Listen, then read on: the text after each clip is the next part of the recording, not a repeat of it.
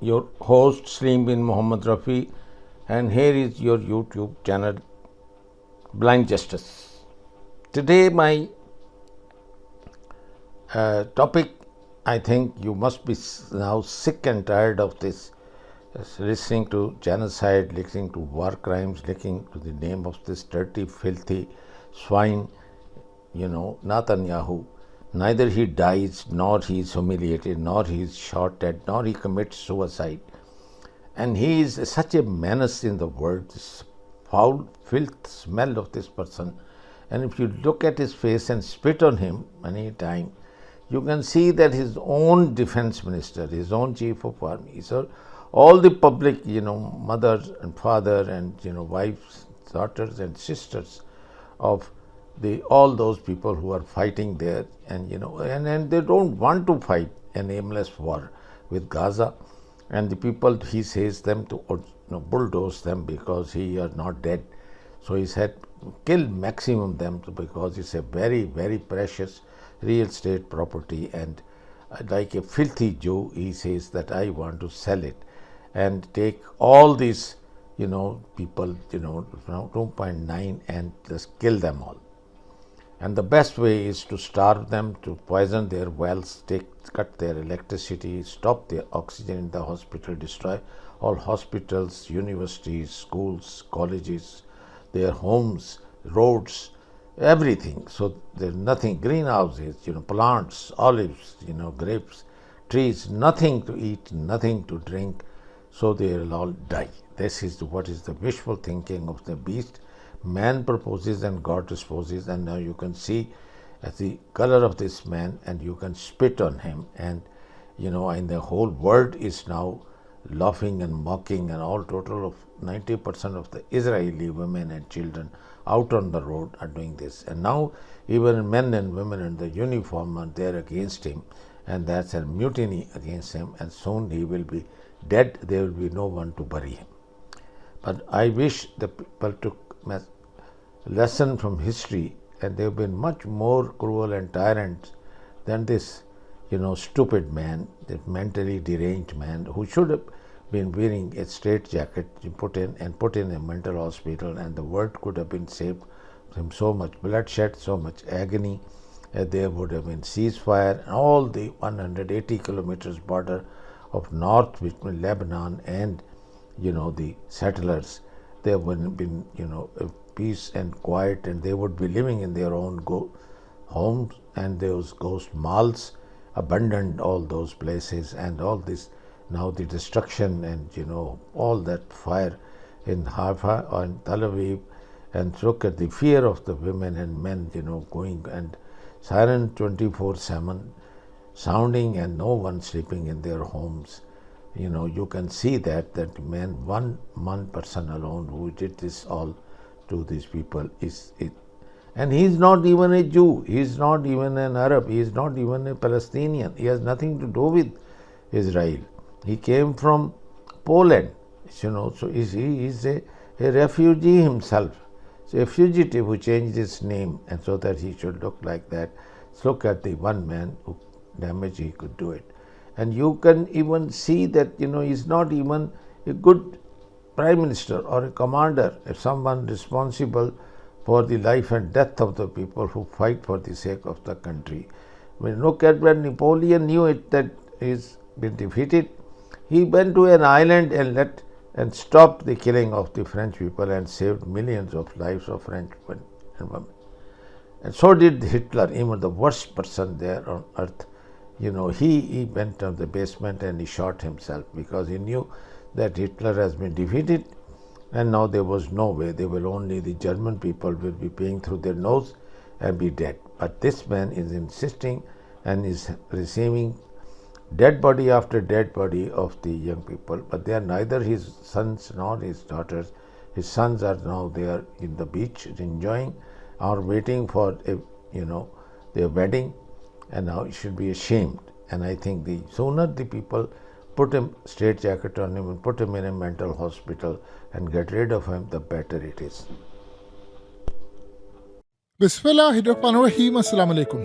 आज हिजबुल्लाह ने एक बड़ा अजीबो गरीब कारनामा अंजाम दिया है और उन्होंने एक ही वक्त में 3 ऐसे हमले किए हैं जिसमें नेतन्याहू की रेटिंग इतनी गिर गई है कि अब आप ये सोचें कि 70% के करीब इजरायली कहते हैं कि अब हमें इस मुल्क में रहने का कोई जवाब नहीं, एतमाद नहीं, हमें लगता नहीं है कि हमारे बच्चों का यहाँ पर मुस्तकबिल होगा। ये आपकी स्क्रीन पर जो मनाजिर चले इनको गौर से देखिए। इन्होंने क्या किया है, इन्होंने हसन नसरुल्लाह की तस्वीर रखी है सामने और नारा मारा है कि नसरुल्लाह तेरे नाम का बदला हम इजराइल से लेने जा रहे हैं। उसके बाद सीन ये हुआ है कि इन्होंने जो इनकी ज़ुवोलोन मिलिट्री इंडस्ट्रियल बेस है हाइफा के अंदर, जो हथियार बनाती है, चीज़ें बनाती है, वहाँ पर जाकर हिट किया और इसने मुकम्मल तौर पर अपने टारगेट्स को अचीव किया। इजराइल ये एक्सपेक्ट नहीं कर रहा था। उसकी वजह यह है कि जब ये वीडियो, ये सारी सूरत हाल पहुंची आम लोगों के पास, इजराइलियों के, तो इन्होंने कहा था कि हमने हिजबुल्लाह को दे दी है शिकस्त। वो कह रहे हैं कि अगर शिकस्त दे दी है तो फिर आप हमें नॉर्दर्न में घर में वापस क्यों नहीं जाने दे रहे? क्यों वहां पर 70,000 आपकी फौज, अभी तक कोई लिबनान का एक विलेज भी कैप्चर करने में कामयाब नहीं हुई। अब सीन ये हुआ है कि जब उन्होंने तस्वीर सामने रखकर तो उन्होंने कहा कि हम बदला लेने जा रहे हैं, तो इजराइल के अंदर जहां जहां मीडिया पर या उनके लोगों ने इस वीडियो को देखा, उनको एक बात का अंदाजा हो गया कि हमारी फौज हमसे झूठ बोल रही है। क्योंकि उसके बाद जो हिजबुल्लाह ने ऐलान किया है, उन्होंने किया क्या है कि इनकी बॉर्डर की साइड पर एक गैदरिंग थी इजरायली फौजियों की। ये वहां पर सारे इकट्ठे हुए, कुछ लोग हुए, कुछ गए। इन्होंने हिजबुल्लाह को पता चला कि यहाँ पर मौजूद है, उन्होंने कुछ नहीं किया। उन्होंने हसन नसरुल्लाह की तस्वीर सामने रखी और उसके बाद कहा कि नसरुल्लाह तेरा बदला देख अब कैसा होने वाला है। ये कहकर उन्होंने बटन दबाया, सीधा उस गैदरिंग पर जाकर हिट हुआ और इजराइल के फौजी मारे गए। ये इसराइल के फौजियों का इतनी बड़ी, यानी एक तो लिबनान के अंदर एक बॉर्डर की साइड पर इनका इतना बड़ा झटका लगा कि उसके बाद इन्होंने एक ड्रोन भेजा, इजराइल ने ड्रोन भेजा हिजबुल्लाह को टारगेट करने के लिए। उन्होंने वो ड्रोन भी मार गिराया। यानी अगर आप ये देखें कि अब सीन ये हुआ है, ड्रोन भी मारा गया, इंडस्ट्रियल, इनकी खास तौर पर जो मिलिट्री इंडस्ट्रियल बेस थी वो भी तबाह हुई, और उसके अलावा इनकी जो गैदरिंग थी, ये सारे इकट्ठे हुए थे और उस गैदरिंग का, अब ये सूरत हाल बड़ी अजीबो गरीब है, ये नहीं पता चल पा रहा इनको कैसे पता था। और आप ये सोचें कि एक बंदे के मरने पर उन्होंने इतने ऑपरेशंस किए, इतने ज्यादा ऑपरेशन किए कि वो सारे के सारे जाकर हिट हुए। और इस सूरत हाल में अब आप ये सोचें कि सफात से लेकर किरियात शमूना, हारिया, दीगर साइट्स इतनी बुरी तरह उन्होंने हिट की हैं कि आप उसका अंदाजा नहीं कर सकते। अब इजराइल असल में दुनिया को ये कह रहा था कि हम ये जंग जीत रहे हैं, हम लिबनान के अंदर ये कर रहे हैं, वो कर रहे हैं, वो सीधा जाकर वहां पर हिट हुआ। अब इजराइल के मीडिया ने बताया है कि जी हमें जो इस वक्त इतलात मिल रही है उसके मुताबिक इजराइल के ऊपर जो हमले हुए सुबह 7:30 हुए हैं, रॉकेट मारे गए किरियात शमूना में, फिर 8 बजे मारे गए, ड्रोन तबाह हुआ है, 9 बजे हमला हुआ है, 11:30 हुआ है, फिर 11:30, फिर तकरीबन 1:45, फिर 1:45, फिर 1:30 बजे, 2 बजे, 2 बजे। वो कह रहे हैं कि क्या मजाक है, ये हमले हो रहे हैं कि बारिश हो रही है? यानी हर आधे घंटे के बाद हमला हो रहा है और हमें ये बात अभी तक समझ नहीं आ पा रही कि हम कर क्या रहे हैं। इस सारी सूरत हाल में गैदरिंग के अंदर वो लोग मौजूद थे जो इसराइल के लिए बड़े अहम लोग थे। और आप ये सोचें कि इस सारी की सारी सूरत हाल में इन्होंने बदला क्या लिया? इन्होंने गजा के अंदर आम लोगों को मारकर उसका बदला लिया है। और इस सारे के सारे मामले में इजराइल ने अब ये बात कह दी है कि जी हमास को कतर से अब निकालने की तैयारी है। हमने अमेरिका को कहा, अमेरिका ने प्रेशर डाला है और हमास को कतर से निकाला जा रहा है। हमास ने कहा झूठ बोल रहे हैं, ऐसी कोई सूरत हाल पैदा नहीं हुई। बल्कि उन्होंने एक हाथ आगे बढ़कर ये कहा है कि आखिरी दिनों में, यानी आप सोचे कि सबसे बढ़कर याहिया सिनवार के हवाले से उन्होंने कहा कि आपको पता है कि याहिया सिनवार जो प्लान देकर गया था, हम उस प्लान पर बिल्कुल अमल करते हुए हमने इस जंग को आगे बढ़ाया है। और उसने कहा था कि मैं आखिरी दम तक इसराइल से लड़ूंगा, हमें इस जंग को प्रोलोंग करना है, लंबा करना है, खींच कर ले जाना है, यानी इजराइल को कमजोर करना है, उसको तबाह करना है। और इतनी तबाही हम मचाएंगे कि इसराइल इस जंग से बाहर नहीं निकल पाएगा शिकस्त के बगैर। अब वो कह रहे हैं कि अगर हमने यहाँ पर एकदम, यानी ये जंग लंबी नहीं होती तो इजराइल को कामयाबी फिर ये मिलती है कि गजा हमारे हाथ से जाएगा, ये नहीं होने वाला। अब लिबनान ने असल में इस जंग का असल कहानी ये है कि लिबनान ने पासा पलटा है। इनके टैंक्स तबाह हो रहे हैं, इनके फौजी मारे जा रहे हैं, इनके लोग तबाह हो रहे हैं, नॉर्दर्न साइड में आग लगी हुई है। अब असल कहानी ये है कि इसराइल को सबसे ज्यादा गुस्सा अगर इस वक्त किसी पर है तो वो है नेतन्याहू, यानी उसको आवाम को नेतन्याहू पर है, मिलिट्री एस्टैब्लिशमेंट को है। लेकिन नेतन्याहू को जो सबसे ज्यादा गुस्सा वो है ट्रंप पर। अब एक बड़ी इंटरेस्टिंग डेवलपमेंट हुई है। ट्रंप ने नेतन्याहू को पैगाम दिया है कि तुम ये जंग फौरी तौर पर क्लोज कर दो। मैंने उसके बाद कई इस्लामिक कंट्री से बातचीत कर रहा हूं, तो वो तुम्हें एक्सेप्ट करने को तैयार है, तुम्हें ये जंग बंद करनी है। यानी वो बड़ी क्लियरली उसने कहा था deal of the century minister है, जिसने चंद दिन पहले कहा था कि उन्होंने 8 मुल्कों को फतह करना अपनी फौज के जरिए, यानी ग्रेट ईस्ट की बात की थी उन्होंने।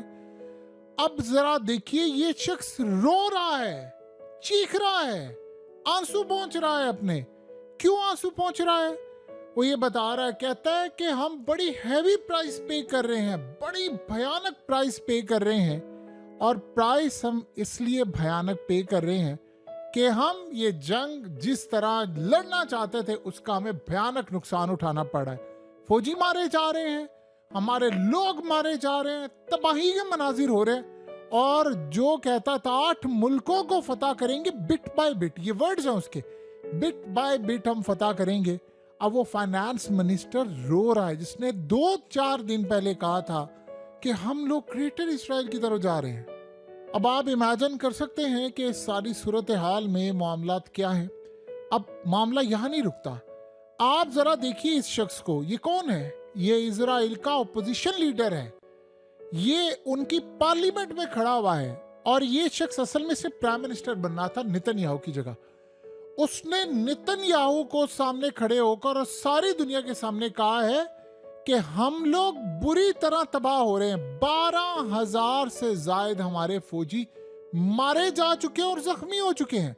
उसे कहा 10,000 हमारे मिसिंग है। ये पहली मर्तबा इसने टर्म यूज की है और इस सारी सूरत हाल में अभी तक ये नहीं पता ये मिसिंग किस बात को कह रहा है। देखिए 12,000 आपके फौजी मारे गए हैं और जख्मी हुए हैं। चले आपने ये एडमिट कर लिया और ऑन द फ्लोर, और उसने कहा है कि क्या स्ट्रेटेजी है हमारी, क्या प्लान है, ये जंग हम लड़ रहे हैं, ये जंग जीत रहे हैं। उसने कहा कि हम इस वक्त नॉर्दर्न साइड के लाखों लोगों को होटल्स में रखा हुआ है, होटल्स में रखा है। और हमारी सूरत हाल इतनी ज्यादा खराब है कि होटल्स में ये लोग मुकम्मल तौर पर इस वक्त तबाही का शिकार हो रहे हैं, बर्बादी का शिकार हो रहे हैं, घरों को वापस नहीं जा रही है। बात तो Well, Israeli Defense Minister Yoav Gallant warned Sunday that painful concessions would be needed to secure the release of hostages in Gaza, and that military action alone will not achieve the country's war aims. His comments come as the directors of the CIA and Israel's Mossad are meeting Qatar's Prime Minister in Doha this Sunday for talks on a new ceasefire deal and the release of hostages. Not all objectives can be achieved through military operations alone. Power is not the essence of everything. To realize our moral and ethical duty to bring our hostages home, we will have to make painful concessions. Iran's Supreme Leader Ayatollah Khamenei says Saturday's attack by Israel on Iran should not be exaggerated nor downplayed. The Israeli military, along with Washington, has warned Tehran against responding. The second topic is the evil act that the Israelis did 2 nights before.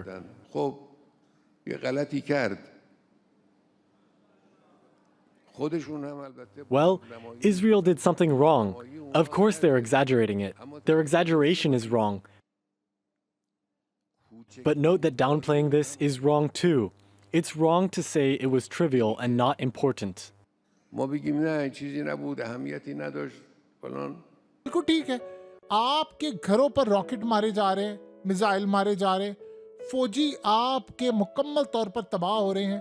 और इस सूरत हाल में ये सारे का सारा वहाँ हंगामा मचा हुआ है कि ये क्या जंग लड़े, हम बर्बाद हो रहे हैं, हम मर रहे हैं, तबाही। और उसने नेतन्याहू को कहा कि जितना 2000 साल से यानी मेहनत की है हमने ये इजराइल बनाने की, जितना इजराइल को तुमने वीक किया है, तुमने तबाही का इस वक्त शिकार किया, कोई नहीं किया। उसने कहा अगर हसन नसरुल्लाह को मारने का क्रेडिट तुम लेते हो तो ये जो तबाही हो रही है इजराइल की, जो जंग में हमारा सत्यानाश हो रहा है, इसका क्रेडिट तुम क्यों नहीं ले रहे?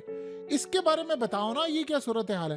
सो आप इमेजिन कर लें कि इस वक्त जो सूरत हाल पैदा हुई है, आप उसका अंदाजा भी नहीं लगा सकते कि इजराइल को कितना नुकसान हो रहा है। अब जरा देखिए ये मनाजिर, ये इजराइल की पार्लियामेंट के अंदर ये लोग आए हुए हैं, ये जिनके प्यारे, यानी वो कहते हैं जी हमारे अपने जो इस वक्त हमास की कैद में है या मारे जा चुके हैं, वो नेतन्याहू को आकर और पूरी पार्लियामेंट पर लानते बरसा रहे हैं कि तुम लोग इस सारी सूरत हाल में सब कुछ बर्बाद कर रहे हो, तबाही का शिकार कर रहे हो, और हमारे लोग मारे जा रहे हैं और तुम्हें पता नहीं है हम किस कर्ब की रातों को गुजार रहे हैं, बिजनेस हमारे तबाह हैं, जॉब्स हमारी जा रही हैं, और सबसे बढ़कर हम इंटरनेशनल ट्रैवल करते हैं तो दुनिया हम पर लान तान कर रही है, तुमने इतने बच्चे मार दिए, तुमने इतने मासूमों को मार दिया, और आज देखो हमारा ये हाल है, हमारा जनाजा इस वक्त निकल रहा है और तुम लोग जनाजे पढ़ने के लिए भी नहीं आते। अब आप देखिए जरा, आर्मी चीफ कर क्या रहा है? आर्मी चीफ जा रहा है और जनाब वो वहां पर जाकर उनके जो फौजी मारे गए हैं उसके पास करने के लिए और कुछ भी नहीं है, उनको सैल्यूट मार रहा है, उनके सामने कफन पड़े हुए हैं, उनके ताबूत हैं, वो सैल्यूट मार रहा है एक हाथों से, दो हाथों से, और जाकर फौजियों को मिल रहा है, फौजियों की टांगे ही नहीं है, किसी का हाथ नहीं है, किसी की टांगे नहीं है। ये वो हैं जो कम से कम आधी टांगों वाले हैं, जो बचे हुए हैं। तो आप इमेजिन करें जिनकी शनाख्त दिखाई नहीं जा सकती, उनका लेवल क्या है। अब कोई The last farewell. Young lives cut short on the front lines in Gaza in the bloodiest day for Israel since the ground invasion began. 24 soldiers killed, 21 of them in a single attack, about 600 meters from the border. According to the Israeli military, they were hit by rocket-propelled grenades while rigging buildings for demolition. The impact caused the explosive to detonate one after the other. The buildings collapsed on the soldiers. A cloud of smoke and debris filled the Gaza skyline. The army says that rescue operations took several hours. The attack. His message: Israel will learn from its mistakes and adapt its tactics to what has become a guerrilla warfare. The fight will be long and there are many challenges ahead of us. We are rotating the forces and changing our tactics, as we know the reservists will be needed again. The attack happened as Israel focuses its firepower on the southern city of Khan Yunis, hometown of Hamas's Gaza leader Yahya Sinwar. The military says it's the last stronghold of Hamas in the Strip. We continue at this time in the spirit of the fallen to complete the tasks and do everything that is required. Our forces operate deep in enemy territory. In Khan Yunis, fighters from the paratroopers, the 7th Brigade and the Givati Brigade are operating in the entire southern region. Support for the war remains high among Israelis, even at a time when Prime Minister Netanyahu's popularity has plummeted. जनाजे पढ़ने जाता नहीं जाता, कभी Mossad का director जा रहा है साथ, कभी शिनबैत का डायरेक्टर आर्मी चीफ वहाँ पर जाकर उनकी जनाजे पढ़ रहे हैं, आखिरी फ्यूनरल और ये वो, और वहाँ पर जाकर उनको बता रहे हैं कि आप बेफिक्र हैं, हम लड़ रहे हैं, हम कुछ ना कुछ करें, हम जीतेंगे ये जंग। और हालत ये हो चुकी है कि इससे बढ़कर मकाफाते अमल आपने जिंदगी में नहीं देखा होगा कि दुनिया की तमाम ताकतें इनके साथ खड़ी हैं। अमेरिका सुपर पावर खड़ा, कंटिन्यूसली असला सप्लाई हो रहा है, कंटिन्यूसली। और लिबनान के अंदर हालत ये है कि आज का फिगर 70 पहुंच चुके हैं लोग इस वक्त जो हेलीकॉप्टर से उठाकर इन्होंने हस्पतालों में मुंतकिल किए। ये असल में वो लड़ाई है जो इन्होंने अपने गले डाली है। देखिए, अगर तो आप ये देखें कि इन्होंने जितने लोग मारे हैं उसके हिसाब से तो इनके लोग नहीं मरे, लेकिन आप एक मिनट के लिए देखें ना कि आपकी फौज ट्रेन नहीं है लड़ने के लिए, यानी इतनी लंबी लड़ाई, और आप यहाँ पर खड़े हैं, तो इस सारी सूरत हाल का आप अंदाजा लगा सकते हैं कि मामला क्या है। इस वक्त इजराइल की फौज मुकम्मल तौर पर मफलूज हो चुकी है। देखिए, लेबनान में वो जाते हैं, आप इमेजिन तो करें, 70, 80, 50, 70, 80 ये फिगर है डेली बेसिस का। आपके इतने मारे भी जा रहे हैं और जख्मी हो रहे हैं, आपके 6 टैंक्स तबाह हो रहे हैं, आपके मरकाबा टैंक्स खत्म होना शुरू हो गए, आपके पास मिसाइल खत्म होना शुरू हो गए, इंटरनेशनल सतह पर आपको लानतान किया जा रहा है। आप बाहर जाते हैं, किसी को पता चल जाता है, जापान में ही हुआ, पता चला जी इजरायली फौजी थे, उन्होंने अपना कार्ड दिखाया और उन्होंने कहा जी हम आपको होटल्स नहीं देंगे, आप तो वहां पर आम लोगों को मासूमों को मारने में शामिल है। तो दुनिया भर के अंदर उनके साथ जो हो रहा है आप उसका अंदाजा नहीं लगा सकते। लोगों ने इनसे मिलना छोड़ दिया है। और सोचे, देखिए एक बात आप ध्यान में रखिएगा, 90 लाख लोगों में अगर 12,000 आपके मारे जाएं फौजी और ये वो जख्मी, ये कोई छोटा फिगर नहीं होता। ये तो ये फिगर है ना ये जो बता रहे हैं। और जो सोचे आप, इस ऑपोजिशन लीडर ने, ये बड़ी अजीब बात है, अभी तक उसने इस बारे में एक्सप्लेन नहीं किया। कहता 10,000 मिसिंग है इस वक्त। अगर तो ये मिसिंग है तो इसका मतलब है वो रिपोर्ट नहीं हुए, या तो उनको पकड़ कर मार दिया गया है, या वो अभी तक खाते में लड़ाई लड़े हैं, या वो गैप आ गया है फौज में। लेकिन बहरहाल हमने ऐसे मनाजिर नहीं देखे कि जहां पर इजराइल के साथ ये मामला हो रहा हो। असल मसला ये है कि नॉर्दर्न साइड के ऊपर उनके साथ सूरत हाल खराब है। अब ऊपर से आप देखिए होने क्या जा रहा है। ऊपर से सीन ये हो रहा है कि कई कंट्रीज ने आपको कह दिया है कि आपको असला नहीं मिलेगा। तो आप बताएं कि इस सारी सूरत हाल में अब आप काम पर खड़े हैं। इस वक्त जो एक्सपेरिमेंट हो रहा है वो तो नाकाम चला गया है। एक बात आप ज़हन में रख लीजिए कि अगले कुछ अरसे के अंदर हालात ये बता रहे हैं कि चीज़ें मुकम्मल तौर पर इनके कंट्रोल से बाहर होने वाली है। और एक बात आप अच्छी तरह समझ लें, इजराइल अपनी पोजीशन खो चुका है, उनके फौजियों का मोराल गिर चुका है, बददिली है। एक बात आप ज़हन में रखिएगा, अभी ये जंग जो जारी है, लेबनान ने अभी वो हथियार इस्तेमाल नहीं किए जिसने इस जंग का पासा पलटना है।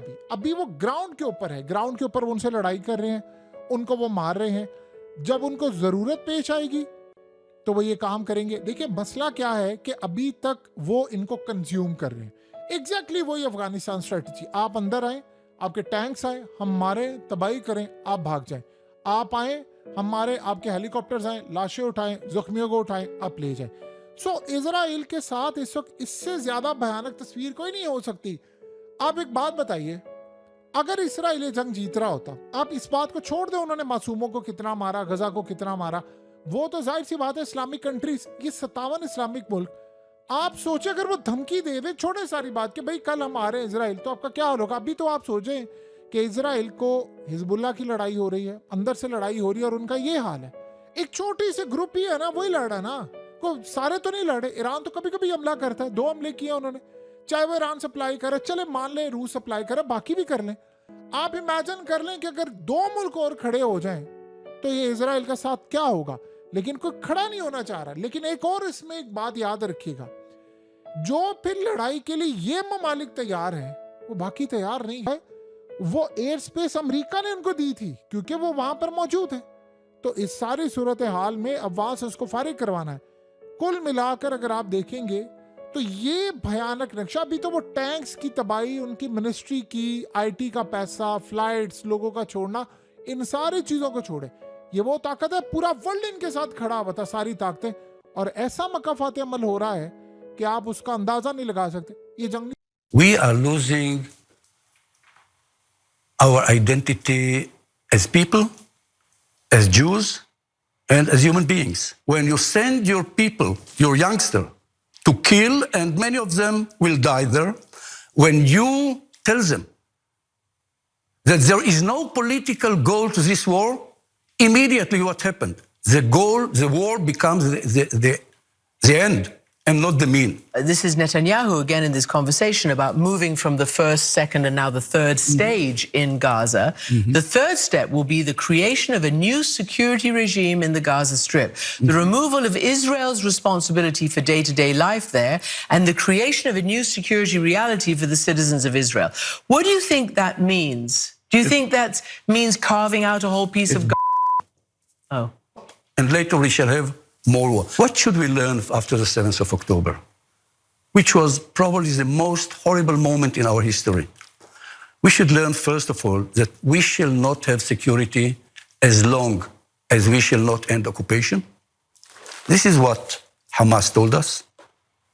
And we shall not have democracy as long as we shall not end the justified horror that was unleashed over the weekend when a picture of a wounded Palestinian tied to the hood of one of your military vehicles was was driven out of the Jenin area, and the Palestinians accused your forces of using them as a human shield. The Israeli military then shortly thereafter said those forces violated orders and standard operating procedures. They'll be investigated. Do you feel they're losing their morality, their humanity? Not they. We are losing. We are losing. जो थी जिसके अंदर हम लेकर आ रहे थे Abraham records, जो आपको पता है कई कंट्रीज से, उन्होंने कहा कि अब हम मोर कंट्रीज उसमें ऐड करने जा रहे हैं, लेकिन ये जंग बंद करनी है तुमने, जंग किसी सूरत में कंटिन्यू करने नहीं दूंगा। लिहाजा इस सूरत हाल में मैंने जो लेबनीज अमेरिकन है उनसे वादा किया था कि उनको उनके घरों में वापस लेकर जाऊंगा, लिहाजा अब तैयार है ना। अब ये बात आप सोचें कि इनके लिए कितनी खतरनाक है कि वो कह रहा है कि नहीं, इस सारे मामले पर मैंने इनको वादा किया है, लिहाजा तुम जंग बंदी की तैयारी करो। इस वक्त आपको पता है 7 हफ्ते रह गए ट्रम्प के आने में, और ट्रम्प के आने से पहले को बड़ा खतरनाक काम करने की भी तैयारियां हैं।